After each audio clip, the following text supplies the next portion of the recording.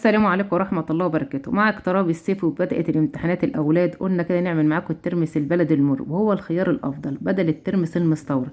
الممكن يا جماعة مش ممكن، ده هو بيعمل مغص وبيتعب القولون. النهاردة نعمل معاكم الترمس البلدي المر، صحي ولذيذ ومشبع. وكمان هنعمله، كمان اللي عايزين يعملوا دايت هيعمل لهم دايت ويخليهم كمان يسد شهيتهم خالص ومش هيبوظ لهم النظام. يلا بينا نبدأ كده. اول حاجة انا جبت كيلو من الترمس البلدي اللي انتوا شايفينه الصغير. الترمس البلدي يا جماعة بيبقى صغير حبايته، اما الترمس المستورد تبقى حبايته كبيرة. تمام عشان نكون متفقين. بعد كده رحت جايباه ونقيته كويس، لو في اي حاجه بتنقيها. بعد ما نقيتيه ببتدي اغسله كده قصادكم زي ما انتوا شايفينه. حبيت اوريكم كده بغسله ازاي. غسلته مره واثنين وثلاثه. بقول لك دي الميه شديده الاتساخ مش حلوه، هنرميها، هنصفيها وبعد كده نغسله مره واثنين وثلاثه. بعد كده صفناه، جبته بقى في بوله كده زي ما انتوا شايفينه، ورحت حاطه له ميه. شايفه الحبايه بتاعته صغيره ازاي؟ بقول لك حطيت له ميه هنقعه من بالليل للصبح. تمام. طب في حاجه تانية، في ناس يبقى بينقعوه بطريقه سريعه. ازاي؟ بينقعوه 3 ساعات في ميه سخنه. طبعا انا ما بفضلش ده يا جماعه، ان الطريقه دي مش صحيه. الافضل للترمس لازم تنقعيه 12 ساعه، يعني من بالليل للصبح زي ما اهلنا كانوا بيعملوا. بعد ما نقعته شايفه الحبايه زادت ازاي؟ تزيد الضعف. شايفين كان الكيلو قد ايه وبقى كده؟ دلوقتي بصفيه حلو من الميه اللي انا نقعته فيها 12 ساعه. دلوقتي انا هتخلص من الميه وارميها. بعد كده يا جماعه جبت له بقى ميه جديده عشان اشطفه كمان تشطيفه مكان النقع. لازم الاول بعد ما اصفيه من النقع بتاعه اديله تشطيفه. تمام. خلال التشطيفه لقيت حبايه كده مش حلوه مديه بزرق، برميها، بيظهر كده. تمام. بعد ما صفيت الميه وشطفته حلو كده من ميه النقع، حطيت له ميه تاني في الحله. الميه يا دوبك تغطيه. تمام زي ما انتوا شايفين. هاخده بقى على نار البوتاجاز.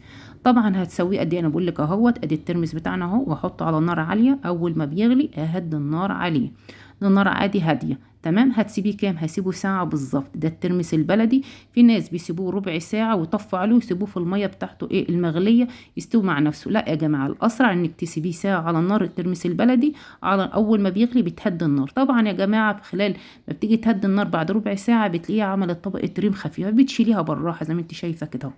تمام. انا بقول لك بشيلها دي بعد ربع ساعه. بعد كده بقى هدي النار واسيبه ساعه بالظبط يستوي معايا. شايف؟ عماله اوريكي انا شكله كده في المراحل بتاعته. شوف النار بتاعته عاليه ازاي. انا بقول لك النار عاليه. النار عاليه كانت ربع ساعه، عليت النار يا دوبك غلي معايا، لقيت طبقه ريم شلتها. بعد الربع ساعه بهدي النار. يبقى احنا كده اتفقنا، يبقى احنا بنهدي النار ساعه بالظبط ونطفي على. شايفه؟ بقول لك شكل الترمس بتاعي استوى بعد ساعه كده على النار هاديه. ما تنسوش لو عجبكم الفيديو تعملوا لي لايك. تمام. بعد كده بقى رحت شايلاه من على النار وبصفيه قصادكم اهي. انا كل حاجه بالتفاصيل عشان البنات اللي لسه مبتدئه وبعتوا لي احنا لسه سنه اولى مطبخ او لسه متجوزين. صفيته حلو. بقول لك الميه ديت احنا مش بنرميها. كنا زمان كانت والدتنا بتسيبها تبرد خالص وتبتدي تغسل لنا كان بها شعرنا. حلوه اول الشعر، ممكن تستخدمها للاطفال وكمان بتحسن من تغذيه الشعر. حاجه بسيطه لكن يا جماعه نتيجتها روعه جميله جدا. طبعا يا جماعه رحت بقى صفيت الترمس ورحت بقى حاطه له كده ميه نظيفه بقى كده من الحنفيه، وسبته 3 ايام يتنقع في الميه دي. كل شويه يا جماعه زي ما انتوا شايفين بغير الميه كده 3 مرات او 4 مرات. وخلال كده ما بغير الميه كل شويه ادوق واحده اشوف المراره بتاعتي نزلت ولا لا. لو لسه بسيبه كمان. تمام. شايفين كده شكل الميه وشايفين شكل الترمس ده بعد 3 ايام من نقعه. وخلال 3 ايام كل يوم اغير عليه 4 مرات 5 مرات. كل ما انا فاضيه كده اغير عليه يا جماعه بالاستمرار، عشان التغيير دوت مهم جدا. تغيير الميه مهم جدا. كل ما تقللي كده تغيير الميه كده كل ما لحد ما تختفي المراره خالص يا جماعه من الترمس. تمام. بعد كده يا جماعه بعد 3 ايام كده وتاكدنا ان هو خلاص مرارته راحت، بنصفيه حلو كده بالمصفى ونشطفه تشطيفه حلوه. بعد كده هنبتدي نحطه في العلبه بتاعتنا ونبتدي نجهز له بقى محلول الملح بتاعنا. محلول الملح بتاعنا ده عبارة عن كل كوباية مية. انا بقول لك مية عادي انا جايباها وغليها وسايباها تبرد، وبكل كوباية مية من الكوباية ديت اللي هي كوباية المية او الكوباية المعيارية اللي عندك ايا كان الكوباية اللي انت هتجيبيها. المهم ان بعد كده كل كوباية هتاخد معلقة كبيرة من الملح. شايفة المعلقة دي؟ معلقة اكل. يعني لتر المية هياخد معاكي 100 جرام ملح اللي ماشيين بالميزان. نص كوباية ملح على لتر المية.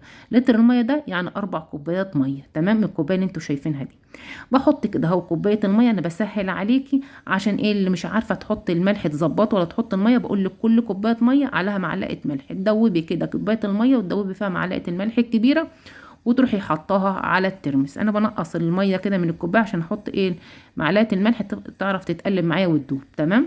ببتدي كده احط بقى اهم حاجه في الترمس محلول الملح ده، ولا تقولي لي شطه ولا ليمون ولا كمون، اهم حاجه الملح ده. تمام، هو اللي بيظبط معاكي كل حاجه، انه بيفرق معاك. لو ملحك حادق مش هيبقى حلو الترمس. تمام. طيب دلوقتي احنا ملحناه وحطينا بقى ايه، وخد معايا لتر الميه، وقلنا كده على كل لتر ميه 4 معالق ملح، يعني كل كوبايه ميه عليها معلقه ملح كبيره. هنغطيه بقى ونحطه في التلاجة. احنا داخلين على الصيف هنحطه في التلاجة عشان ما يعملش ريم. طب لو عمل ريم معانا، لو احنا في الشتاء هتحطيه بره عادي، لكن لو احنا في الصيف وعمل ريم والولاد خدوه بايدين، اهم حاجه ما تيجي تاخدي الترمس خديه بمعلقه، ما تاخدوش، شايفه بقول لك خديه بمعلقه، ما تاخدوهوش بايدك. طب لو خدتي بايدك والولاد خدوه من وراكي بايدك وعملت طبقه ريم، هتصفي الميه عادي بتاعته وتشطفيه تشطيفه وتحطي له ميه تاني عادي. شايفه بقول لك عماله بتحطيش ايدك، لو حطيتي ايدك هيعمل ريم، فخدي بالمعلقه. طب الولاد لو خدوا وعمل طبقه ريم، هتصفي الميه عادي وتبتدي تشطفيه عادي ميه من الحنفيه مره واحده، وتبتدي تحط له ميه تاني تغطيه وتحط له معلقه ملح كبيره بس. تمام، وتغطيه وتحطيه في التلاجة، مفيش اي حاجه. ما تنسيش ان احنا كنا ملحينه الاول. انا بقول لك بغرفه اهو بصفيه، والولاد لو عايزين كمون، عايزين شطه حسب رغبتهم، عايزين ليمون حسب رغبتهم اللي هم عايزينه. طبعا بقدمه في اطباق كده، اكنك كده ايه قاعده كده اهوت ايه على الكورنيش كده والعربيه كده، يعني ايه بتحسسيهم بالجو. يعني شايفه كده طبق الترمس جميل ازاي؟